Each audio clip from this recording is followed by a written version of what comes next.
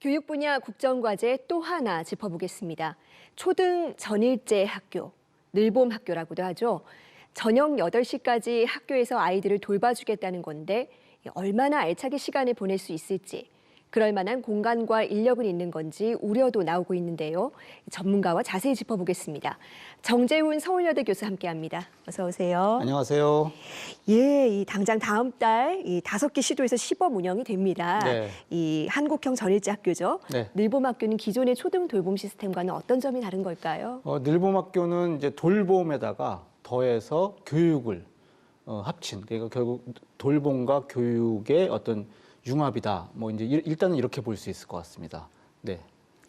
예, 지난해 이 대선 과정에서부터 의욕적으로 좀 추진이 됐던 공약인데요. 네. 지금 이 초등 전일제 학교가 우리 사정에서 꼭 필요한 이유가 있을까요? 네, 일단은 초등 돌봄 절벽이라고 우리 많이 들어보셨잖아요.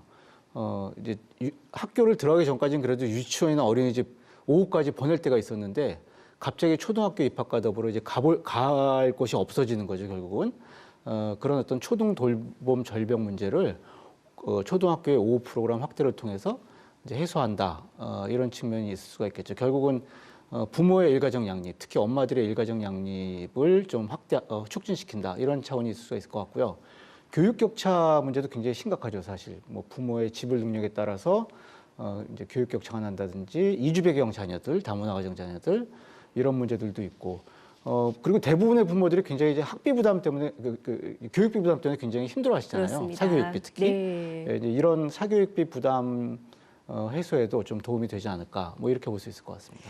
네, 여러 가지 장점이 기대되고 있습니다. 그런데 이 늘봄학교 시행을 앞두고 현장에서 좀 이런저런 우려도 나오는 것 같습니다. 네, 맞습니다. 예, 네. 풀어야 할 과제가 어떤 것들이 있을까요? 특히 그 학교 선생님들이 굉장히 싫어하실 것 같아요. 예, 이제 업무 부담이 늘어나는 것에 대한 어떤 우려 있으실 것 같고, 그래서 학교와 교사의 업무 부담을 덜어주는 전담 조직이 필요합니다.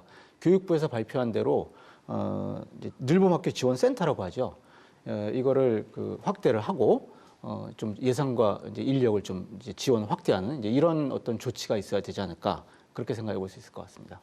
네, 인력의 확대 부분도 있고 어떤 그 방과 후 이제 교실이 있다 보니까 담임 교사 역할을 누가 맡을 것인가 뭐 이런 문제도 있죠. 네, 이게 교사가 맡을 것이냐, 아니면 지금의 어떤 돌봄 전담사가 할 것이냐.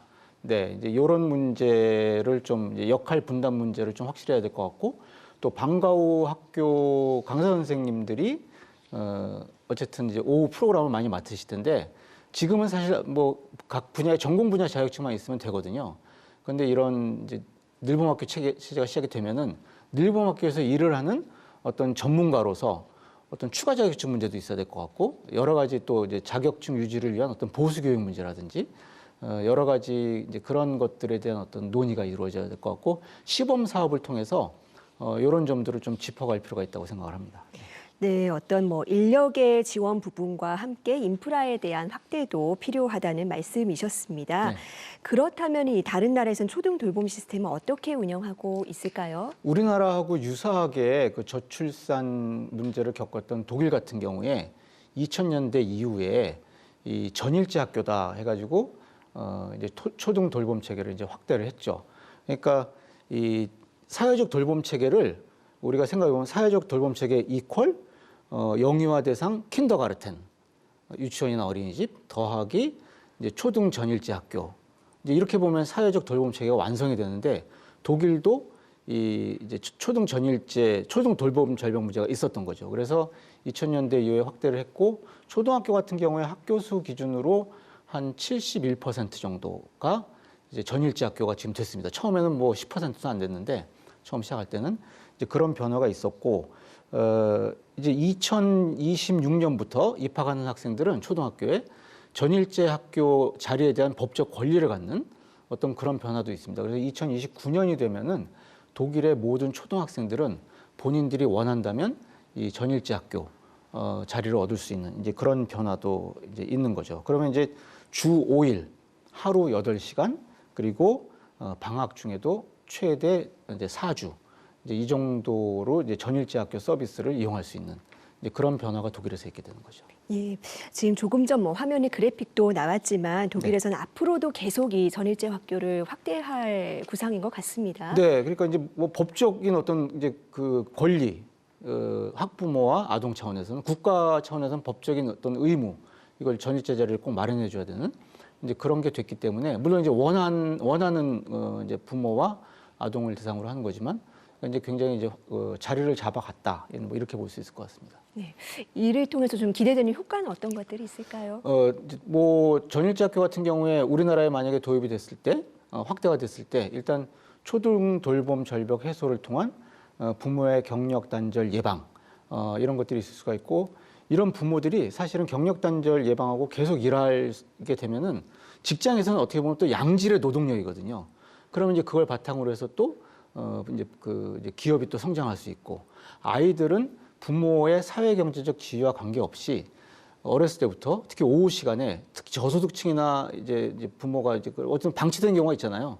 근데 양질의 식사, 양질의 간식, 양질의 교육 기회를 얻을 수 있어서 어떻게 보면 이제 아동 복지 차원에서도 굉장히 좀 바람직한 어떤 변화다. 뭐 이렇게 볼 수 있을 것 같습니다. 네, 이 맞벌이 부모는 물론 이 아동 복지 차원에서도 네네네. 중요한 변화라는 네. 지적이셨습니다. 그리고 이제 궁극적으로는 사실 한국이 요 최근에 이제 저출산, 저출생, 극심한 그 이제 초저출산, 초저출생 문제를 경험하고 있는데 이거의 그 반등에도 조금 도움이 되지 않을까.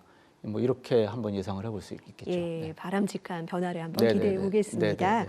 예, 늘봄학교는 이제 2025년에 전면 시행이 될 예정입니다. 이제 2년 정도 남았는데요. 네. 이 남은 기간 정부가 가장 주력해서 지원해야 할 과제는 어떤 것들이 있을까요? 결국은 이런 교육은 내지는 늘봄학교는 서비스를 주는 내지 가르치는 사람이 굉장히 중요하지 않겠습니까? 그래서 이 사람의 역할을 어떤 식으로 이제 짜고 역할 분담을 어떤 식으로 짜고 또 이 사람이 어떻게 만족하면서 우리 아이들에게 양질의 서비스를 제공할 수 있을지 이렇게 본다면 교사와 돌봄 전담사가 오후에 어떤 식으로 그 전일제 학교 운영을 총괄하는 역할을 할 것이냐 역할 분담 문제 그다음에 이제 방과 후 이제 그 강사 선생님들이 주로 이제 넘어갈 텐데 전문 인력으로 이분들의 어떤 이제 전일제 학교에서 늘봄학교에서 일할 수 있는 어떤 그 자격증을 따로 만들 것인지 아니면 기존대로 갈 것인지 그 다음에 또 이분들을 어떤 식으로 이제 소위 말해서 보수 교육을 할 것인지 사회복지사 같은 경우는 이제 보수 교육이 있지 않습니까?